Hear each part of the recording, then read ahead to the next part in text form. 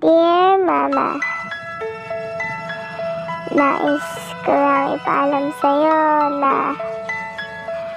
na mahal kita. Salamat sa pagiging ina at ama sa akin. Proud na proud po ako na kayo yung naging mama ko. I love you, Mama. Thank you, Lord. Salamat.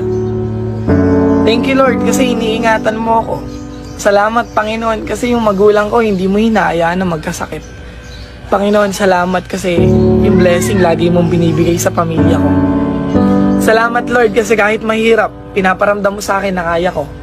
Salamat, Panginoon, kasi sa dinabi-dami ng problema, bakit ako? Salamat, Panginoon, kasi china-challenge mo yung buhay ko. Alam niyo po, ikaw na nanonood, minsan magpasalamat ka sa Panginoon.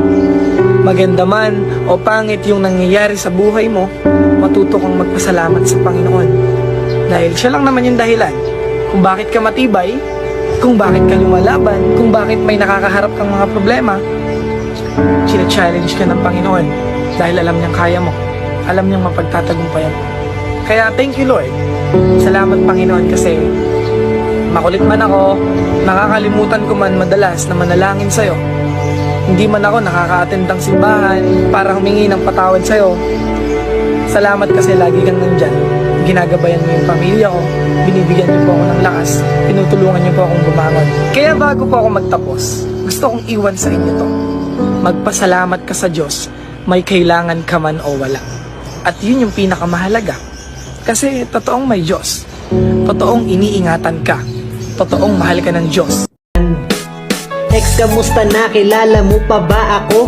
Ako pala yung taong dating nagmahal sa'yo, na di mo man lang binigyan ng kunting pagpahalaga. Kapalit ng sakripisyo, ginawa mo lang tanga. Ginagot, pinaglaruan, pangako, pinagtaksilan. Relasyon natin nuldukan, nahulog sa kasawian. Ika'y pinagsilbihan, pag-ibig na sinigpitan. Pero sa isang iglap ay agad mong hinintuan. Andaya mo masyado, meron ka palang reserba. Nung natapos ka sa akin, meron na agad umextra. Nakaplano na lahat, kaya ayos lang sa'yo natapusin at gaguhin ng isang kagaya ko. Sana di ka karmahin ng ginawa mo sa'kin, dahil pag nangyari yun ay baka di mo kayanin ng pait at pagdurusa, tagos puso na sakit. At kapag nangyari yun, huwag ka sa'kin bumalik.